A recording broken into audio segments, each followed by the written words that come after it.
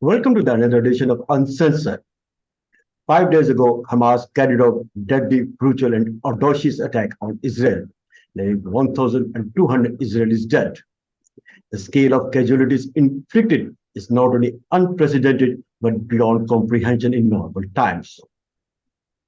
Israel has also retaliated in hard manner. It has laid a complete siege of Gaza, cutting off supplies of water, electricity, gas, and internet. Tell of its retaliatory action, about 1,000 Palestinians have died. The world is still coming to terms with what has happened. The situation is still unfolding. To understand the complexity and the scale of the situation, which is still unfolding, we're very fortunate and pleased to have been joined by Shashank Joshi, the Economist defense editor. Shashank has also written books on Iran's nuclear program and he holds degree from Harvard and Cambridge. Shashank, thanks a lot again for sparing your time. You're very welcome. Thank you so much for having me. Shashank, my first question is, when you heard this news about Hamas deadly attack, what was your first reaction? I was extremely surprised because, of course, Israel has exceptionally good intelligence services. It watches Hamas and its other Palestinian militant groups extremely closely. The Gaza Strip is a relatively small area, as you probably know. It's 6 to 10 kilometers wide, a very, very small area, and it is covered by blanket surveillance. Israel has complete control of the telecommunications network and phone network of the Gaza Strip, so it can overhear and intercept conversations between Hamas members. And more than that, it has a remarkable high-tech border fence that consists of remote-controlled cameras, ground sensors, vibration sensors, as well as things like remote-controlled machine guns, which are supposed to be able to provide blanket and continuous coverage of any threat arising from Gaza. So the fact that 1,500 plus militants could cut the fence, suppress these sensors, suppress the cameras, overrun military bases, massacre over 1,000 Israelis and foreigners, and in addition to that, penetrate as much as 30 kilometers into Israel, I think is a strategic shock that is on par with the Israeli surprise in the Yom Kippur War of 1973. It's a strategic surprise of a historic nature, I think. Exactly, that is the point I was coming to you when you say it's a historic nature in itself, because it's a huge, huge intelligence failure. Not after 73 it has happened. Now, let's try to understand the complexity of this intelligence failure.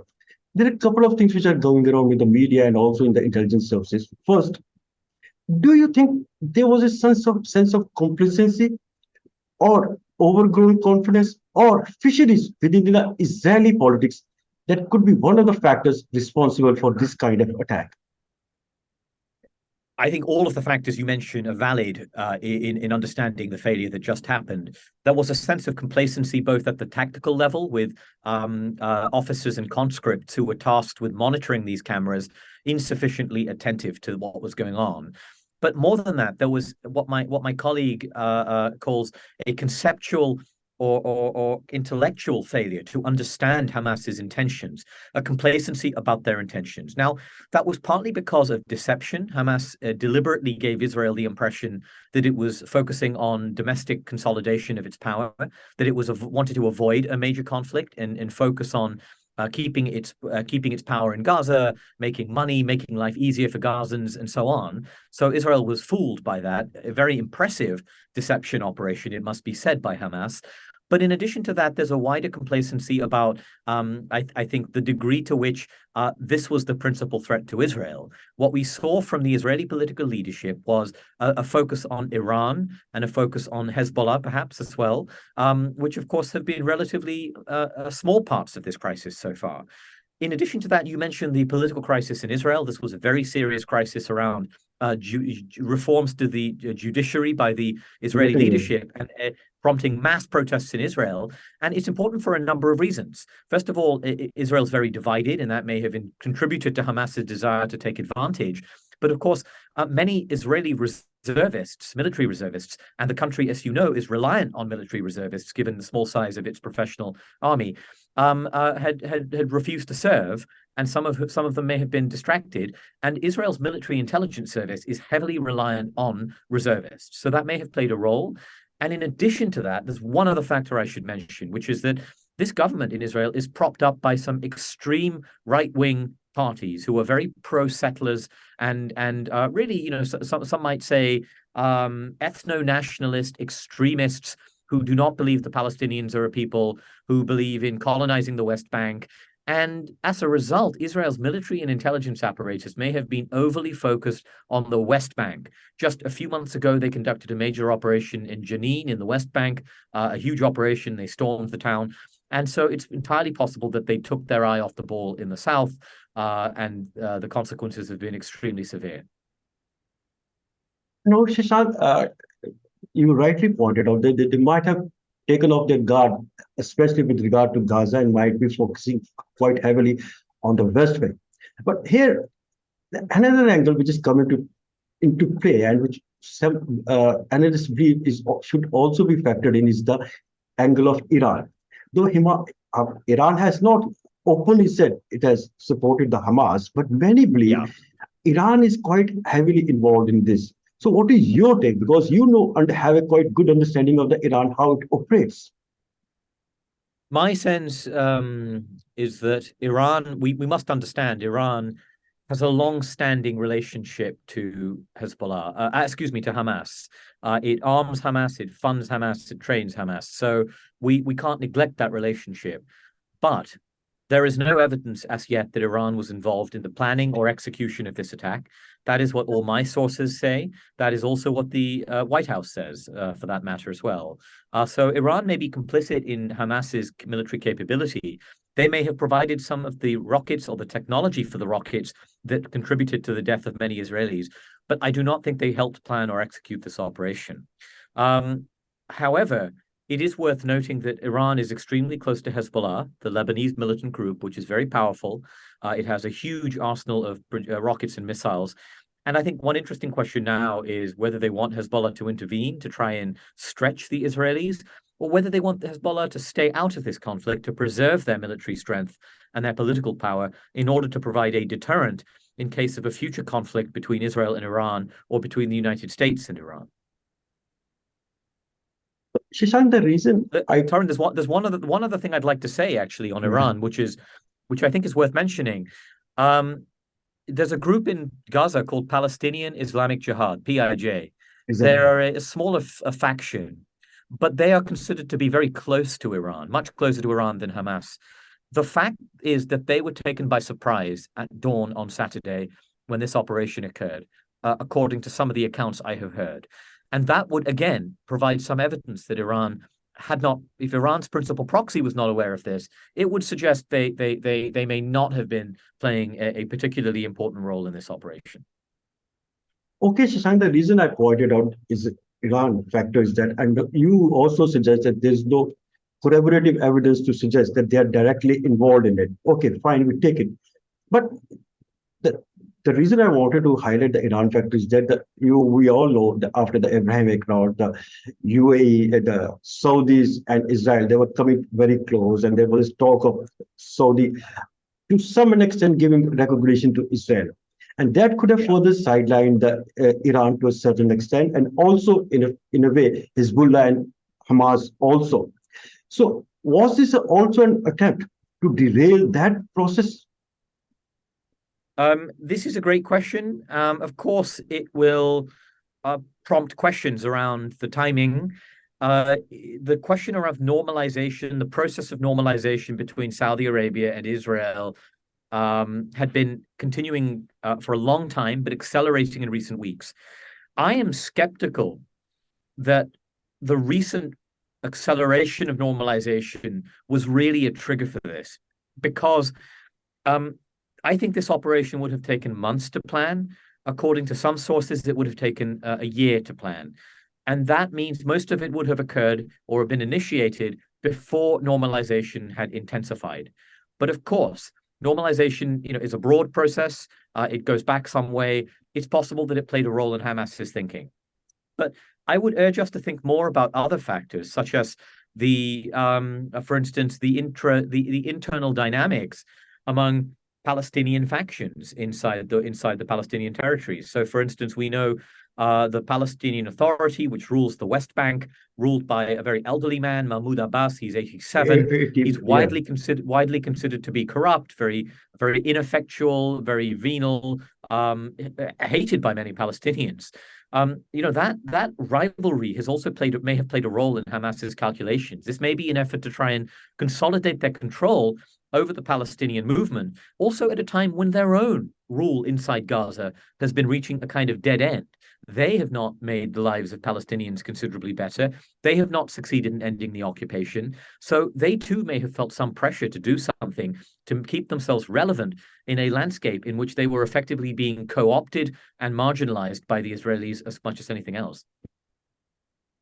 So, Shashank, taking your point, I mean, if they wanted to get more legitimacy, Hamas wanted to get more legitimacy, especially in the Gaza, and also the political factions being played out in West Bank also.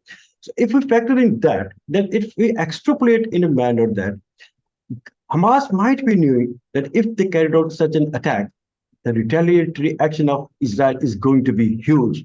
There would be severe casualties. So did they factor in also?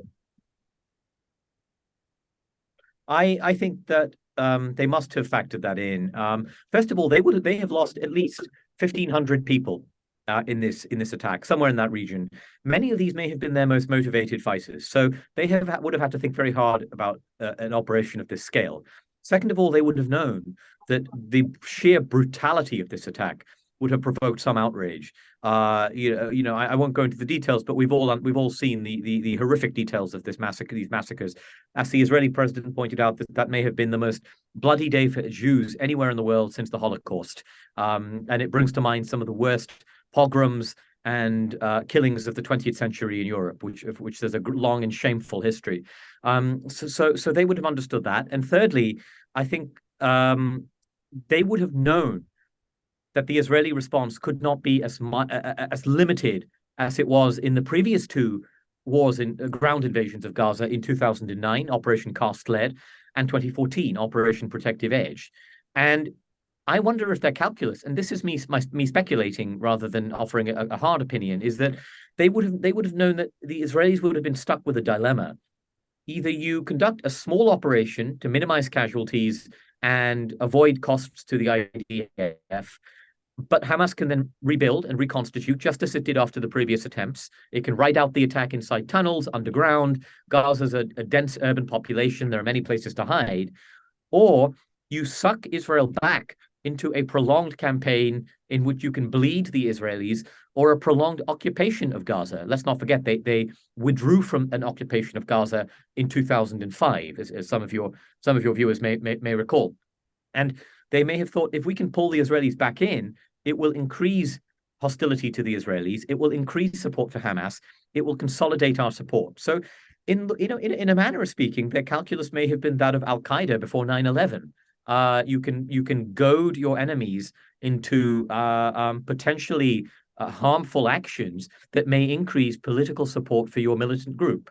And I wonder if that was part of their thinking as well. But I stress that is me speculating rather than speaking with the basis of any knowledge of Hamas's calculations. How you are hypothesizing this situation is that this is how the classical this terrorist groups play out games. They play out like that. So, but one of the factors I wanted to talk to you is that they wanted to highlight the situation also in what is happening in Gaza, because they have been sidelined. They were losing the legitimacy. So probably they wanted to highlight the situation in Gaza, and they knew very well how the Israel is going to respond. They are not naive. They knew how the Israel is going to go. So now let's take it forward. So does it also mean that Israel's policy of containing and just forgetting the situation on the ground is also a factor that should be analyzed more carefully from now onwards?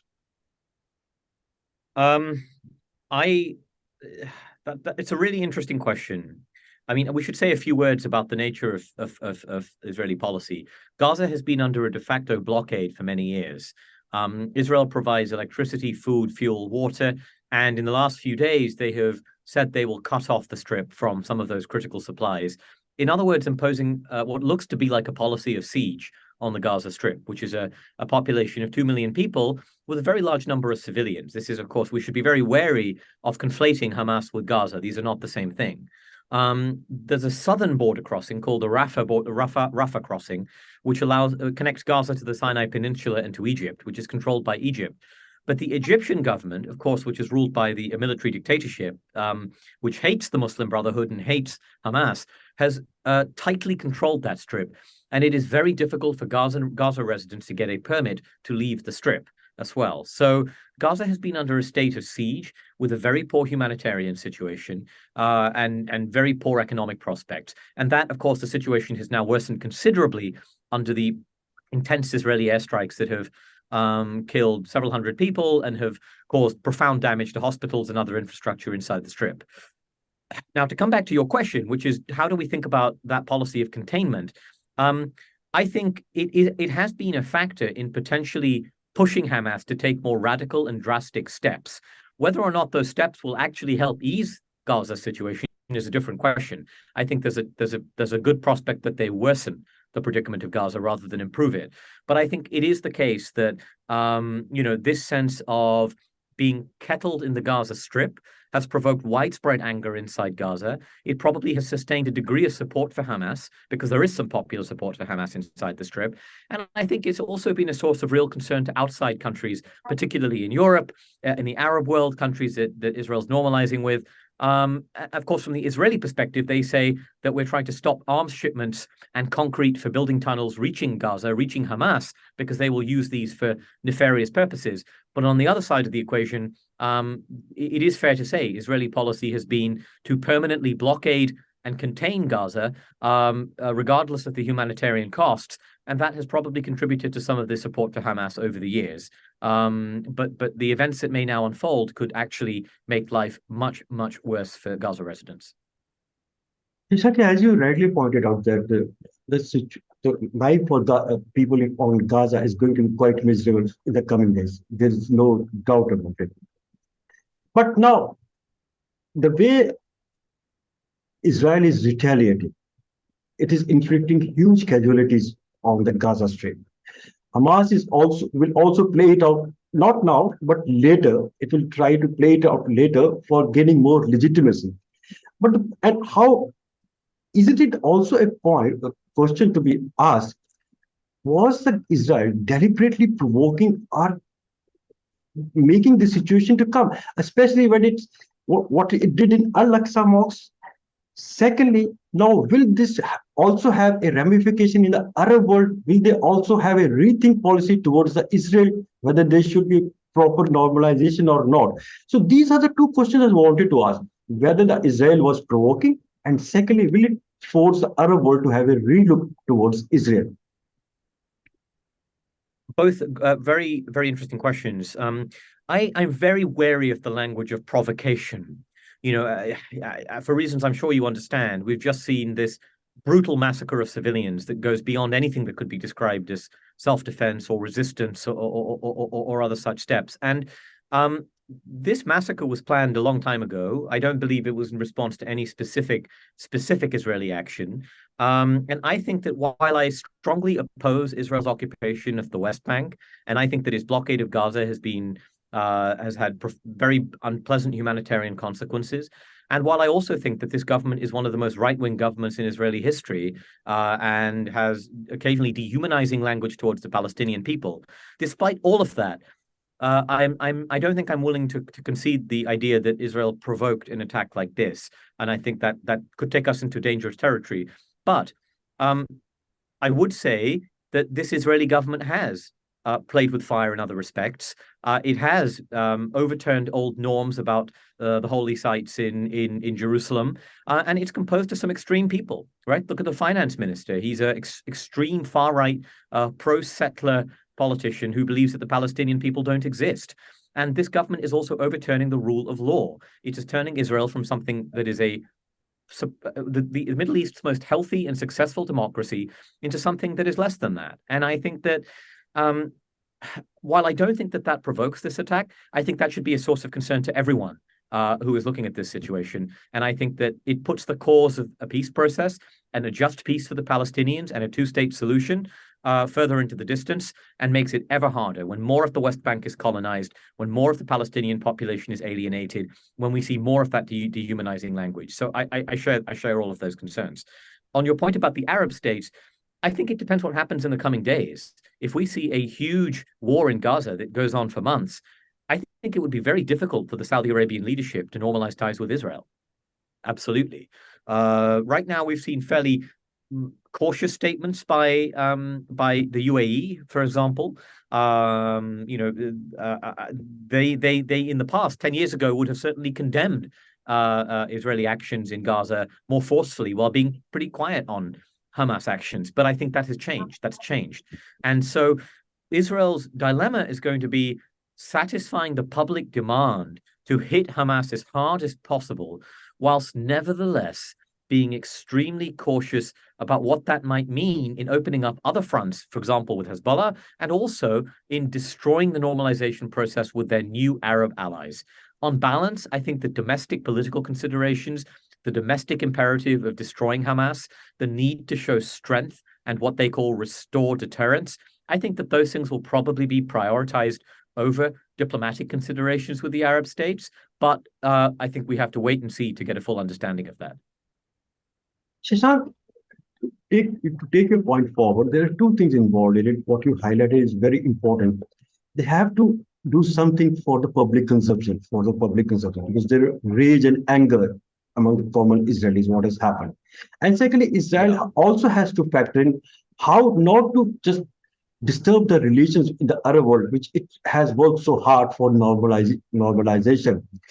So how they can strike a balance? Why I'm asking is this: they have already called the reservists, about 3.3 lakh reservists. They have already called in. So there are some talks going on. They may go enter Gaza. Can they do this thing? Then it will become very difficult. Then it will inflict more casualties. Yeah, I think you are. I think you're absolutely right. You know, that the Israelis are stuck in a dilemma. The dilemma, which I described a little bit earlier in the Hamas calculation, is they have now committed to destroying Hamas. That's what the leadership has said publicly. They've committed to going further than in the past. They've committed to not just managing the problem, but to solve the problem, root out Hamas, make sure it can never again pose a threat. Now, I don't think that is possible. Hamas is deeply rooted in Gaza. You know, it's deeply not just militarily rooted, politically, socially, economically. It institutionally controls charities, mosques, schools. It's woven into the fabric of the Gaza Strip. And the Israelis would need to stay in Gaza in an open-ended way to be able to root out that network. And even then, it would be extremely difficult. But the moment they leave, Hamas is going to come back. So I don't know how they strike that balance. I think the answer is with, I think we're going to see quite a brutal campaign. You know, we're seeing some very troubling language out of the Israel Defense Forces and Israel leadership about removing the old restraints, about turning Gaza City into raising every building in Gaza City. I think that rhetoric is very dangerous and very troubling, but it reflects their need to try and show that they are going beyond the old paradigm of the past of simply managing the problem. But to give you an analogy, imagine if the Indian political leadership woke up one day and said, we want to destroy Lashkar-e-Taiba and every Punjabi militant group and raise them and make sure that they have no bases or facilities in Punjab, in Pakistan.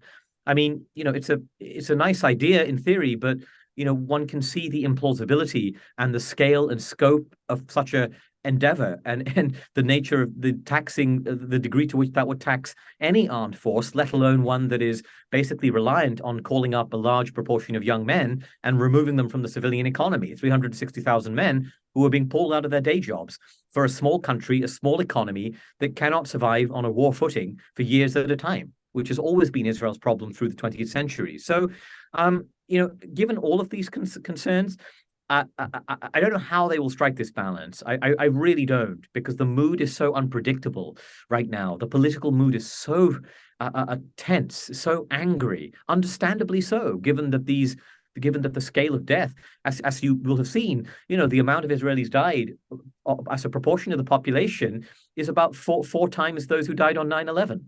This is the worst day for Israel, as I said, since the Holocaust, but it's the worst day in any of their wars fought through the 20th century.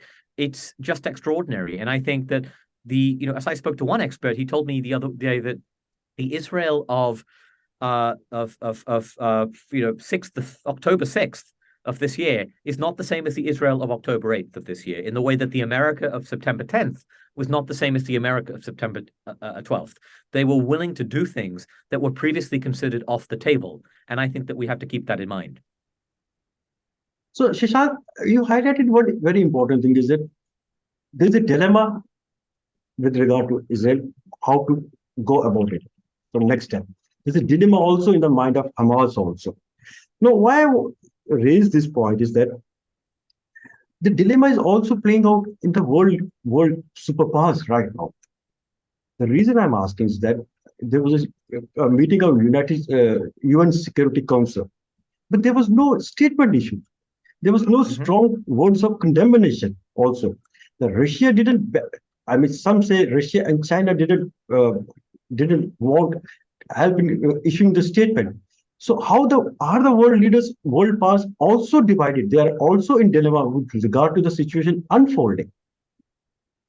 Yes, I think you're right. It depends who depends who we're talking about. I think we have to be careful here. America is staunchly supportive of Israel. It has a strong, long-standing political relationship, which is bipartisan, and there's strong support for Israel in Congress. So they have rushed the weapons. They will support them. They will support Israel in quite tough actions. Although the longer a conflict goes on, American support can change. And that is what we saw, by the way, in previous wars in Gaza, but also in the Israeli occupation of the West operations in the West Bank in 2002 under Ariel Sharon and the Bush administration. After a while, even the Americans said, you have to stop now. So that can change over time. The Europeans are quite supportive as well. Britain, Germany, of course, which believes itself to have its own historical responsibility to Israel, given the crimes of the Holocaust and the Nazis, is always quite supportive of Israel. But the Europeans even this time have been surprisingly tough.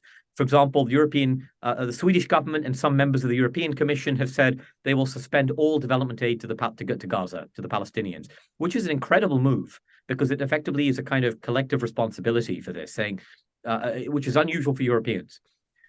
Russia and China, completely different issue. The Russians, as usual, highly opportunistic. They have moved closer to Hamas in recent years, politically and through the Assad regime. They have used this, as they use pretty much every world event, as an opportunity to drive a wedge between America and its partners, saying this is America's responsibility. They are unreliable. They don't care about Palestinians. But the Russians have to be somewhat careful because they want to keep their relationship with Israel. They value the relationship with Israel. They need to deconflict their aerial operations in Syria, and they don't want the Israeli government to move closer to Ukraine. So the Russians, I think, are walking a fine line. But right now, it is somewhat depressing to me, but not surprising, I can tell you, to see them effectively respond to this tragedy by blaming the victims and by blaming the victims' allies, which is, classically Russian. The Chinese, I think, have been quite cautious so far. They have issued a moderate statement which has condemned the attacks on civilians, and I think we should watch carefully for what role they may play in the diplomacy that will follow in the days ahead, because they have some economic leverage and diplomatic influence with the Arab countries around Gaza, but also with the Israeli government as well. So I would watch the Chinese government quite closely. So, Shashank, we are just at the end of our program. I know you have got a quite hectic schedule. You spared your time. So your last take is, you've said that Russia till now is walking a very fine line. This is what your take is. So now I just want to ask you, my last question is, what is the line Israel should take from now onwards? My sense is that, and I need to be clear here, I'm not an Israel expert, I'm not a Gaza expert, I'm not a Hamas expert, so I need to be humble about my prescriptions because this is a complex region with a long, difficult history. So I want everyone to understand that I'm not pronouncing from on high. But my sense is that Israel must degrade and weaken Hamas. It is politically unacceptable for them to do anything else, and any country would do the same under the circumstances.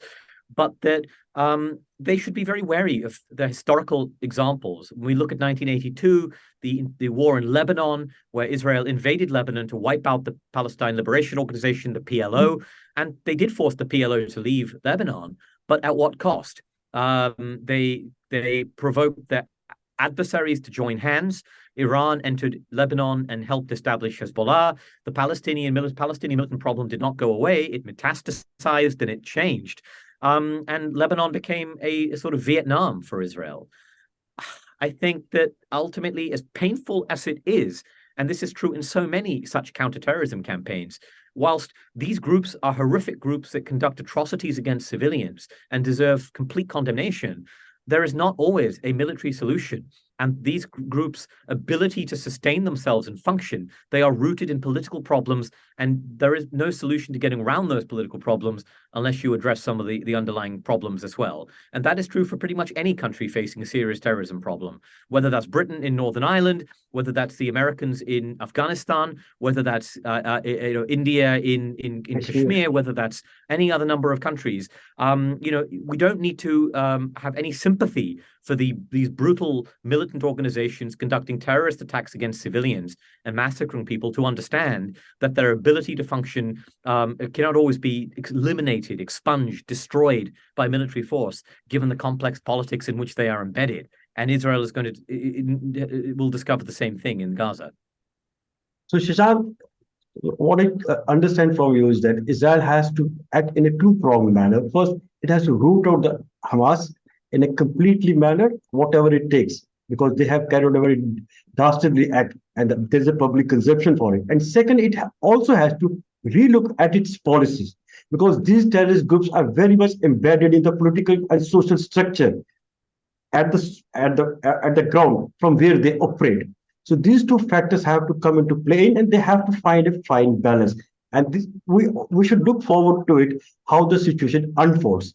Shashank, thanks a lot for sparing your time, giving your insight and quite wonderful take on the situation unfolding. We will come back to you after some time and talk to you again about how the situation has panned out when we'll speak in future. Thanks a lot, Shashank. Thanks for having me, and great to be on. Thank you. Thanks a lot. Thank you.